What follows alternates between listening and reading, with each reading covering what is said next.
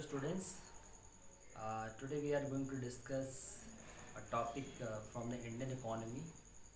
Last we have discussed already the reformation in the different sectors. Today we will discuss the some reforms have taken also in the demographic conditions during the British rule. जो हमारा next topic है कि demographic conditions during the British rule. British rule के दौरान जो हमारे देश की डेमोग्राफिक कंडीशंस थी वो क्या थी और उसके बाद उसमें क्या रिफॉर्म्स हुए, जो न्यू इकोनॉमिक पॉलिसी आई उसके बाद क्या क्या रिफॉर्म्स हुए वो हम डिस्कस करते हैं। जो भी पॉपुलेशन के बारे में जो सेंसस था, जो डाटा था, जो कलेक्ट किया गया उस फर्स्ट टाइम 1881 में कलेक्ट किया गया था। 1881 के बाद जो सेंसस का डाटा कलेक्ट किया वो आफ्टर 10 ईयर्स के बाद कलेक्शन हुआ उसका। 1991 से पहले जो इंडिया की थी ट्रांजिशन की वह फर्स्ट स्टेज थी। जो ट्रांजिशन की सेकंड स्टेज थी वो 1991 के बाद स्टार्ट हुई। 1991 के पहले जो इंडिया की पॉपुलेशन ग्रोथ थी, ना तो पॉपुलेशन बहुत ज़्यादा हाई थी और ना ही पॉपुलेशन की ग्रोथ रेट बहुत हाई था। इसलिए 1991 जो ईयर था उसको द ग्रेट डिवाइड 1991 ईयर को जो एक the year of great divide कहा गया। ऐसा इसलिए कहा गया कि 1991 के बाद जो पॉपुलेशन की ग्रोथ थी बहुत तेज़ी से बढ़ी। उसके पहले ये बस स्टेबल था, बहुत तेज़ी से पॉपुलेशन की ग्रोथ नहीं बढ़ रही थी, लेकिन जैसे ही 1991 के बाद क्या हुआ कि तेज़ी से पॉपुलेशन ग्रो होने लगी। इसलिए 1991 को the year of great divide बोला जाता है। देखते हैं कि जो ब्रिटिश रूल के दौरान जो इंडिया की डेमोग्राफिक कंडीशंस थी वो क्या थी, जिसमें आप देखें फर्स्ट हमारा टॉपिक है high birth rate and high death rate. जो फर्स्ट हमारी कंडीशन थी एक डेमोग्राफिक रूल में, ब्रिटिश रूल में, तो क्या थी कि बर्थ रेट भी बहुत हाई था और डेथ रेट भी बहुत हाई था। बर्थ रेट से मतलब है कि एक ईयर में एक साल में 1000 चिल्ड्रन में से कितने बच्चे का बर्थ, मतलब कितने बच्चों का जन्म होता है, ये हम बर्थ रेट की बात करते हैं। तो जो हम बात करते हैं, जो बर्थ रेट था ब्रिटिश रूल में वो क्या था 48 पर 1000, मतलब 1000 पर 48 बच्चों का जो बर्थ था वो एक रेट चल रहा था। जबकि अगर देखा जाए तो 2017 में कितना था 19 पर 1000। तो कितना डिफरेंस था उस समय एक्चुअली, बिकॉज बहुत ज़्यादा एजुकेशन न होने की वजह से या जो हेल्थ रिलेटेड जो भी वहाँ पे कंडीशंस थी वो उतनी ज़्यादा अच्छी नहीं थी। इसलिए जो वहाँ उस समय के जो लोग थे वो ज़्यादा इस चीज़ों पर ध्यान नहीं देते थे। Death rate it differs number of person dying per 1000 in a year. और डेथ रेट की हम बात करें, डेथ रेट का मतलब है कि एक साल में 1000 पर कितने लोगों की डेथ होती है, that is a death rate. जो कि ब्रिटिश रूल के दौरान क्या था कि 40 पर 1000 थी, और जो अगर हम 2017 का कंपेयर करें दैट इज़ 7.3 पर 1000। इतना ज़्यादा डिफरेंस था। मतलब कहने का मतलब ब्रिटिश रूल में जो डेथ रेट था वो था 40 पर 1000, मतलब 1000 पे 40 लोग 1 ईयर में उनकी डेथ हो जाती थी। जो कि 2017 में देखें तो वो निकल के आया 7.3 पर 1000। तो that is lot of reduction in that. इन दोनों ही बर्थ रेट और अगर डेथ रेट की बात करें तो जो ये कंडीशंस हमको देखना है, हाई बर्थ रेट और हाई डेथ रेट, इसके पीछे क्या था, एक पुअर जो कंडीशन थी हेल्थ रिलेटेड और एजुकेशन की, ये एक तरह से पता चलता है कि क्या कंडीशन थी उस समय। Poor health care and backward of poverty which led to massive poverty in the country.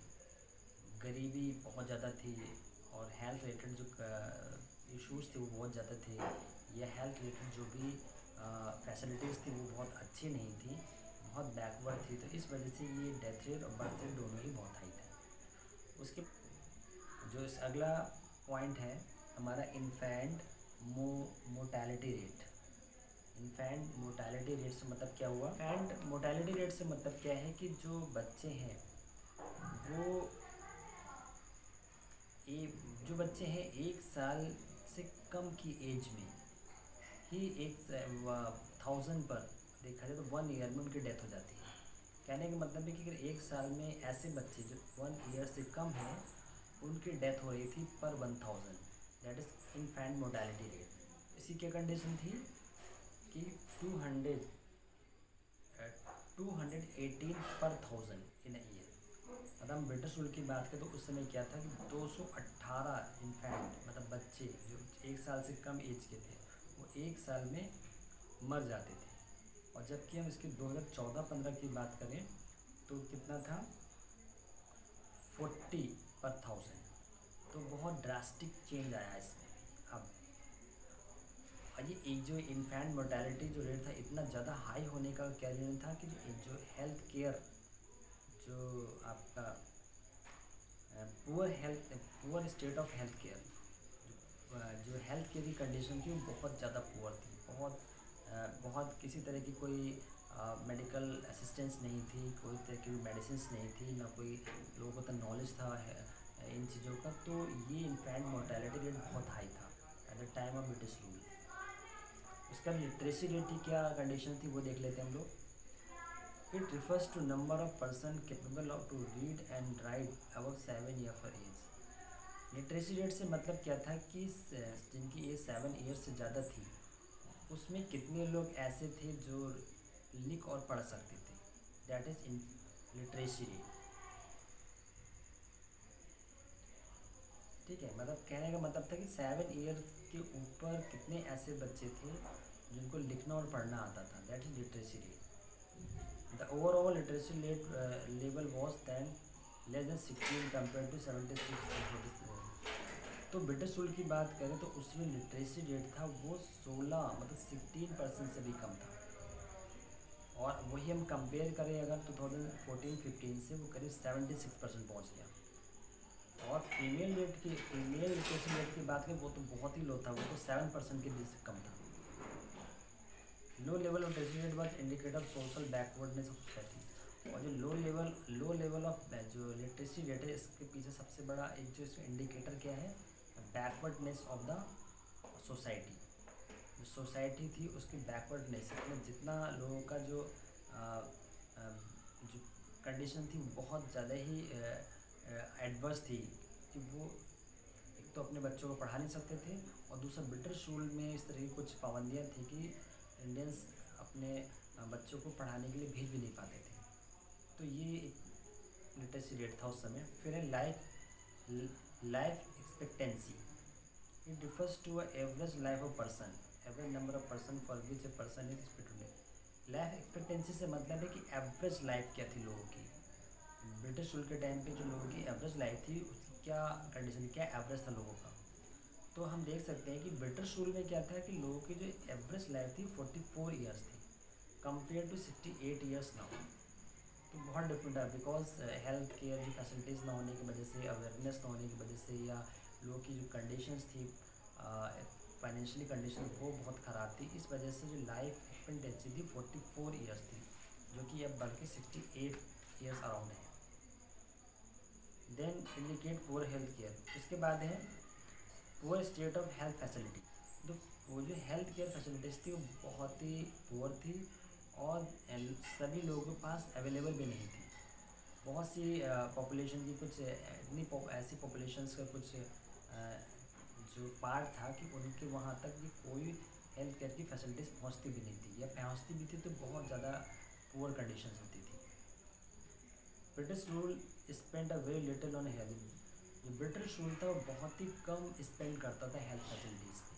उसको कोई मतलब नहीं था कि इंडियंस की जो हेल्थ है उससे उनको कोई मतलब नहीं था। उस समय जो मेन प्रॉब्लम थी, जो मेन काइंड ऑफ जो प्रॉब्लम्स क्रिएट हुई थी वो वाटर से रिलेटेड थी और एयरबॉर्न थी। जो पॉल्यूशन से और जो कैसे वाटर इस तरह का अवेलेबिलिटी नहीं थी अच्छे पीने के पानी की, इस वजह से जो हेल्थ रिलेटेड प्रॉब्लम्स बहुत होती थी। देन लास्ट है wide spread poverty. Last one is wide spread poverty.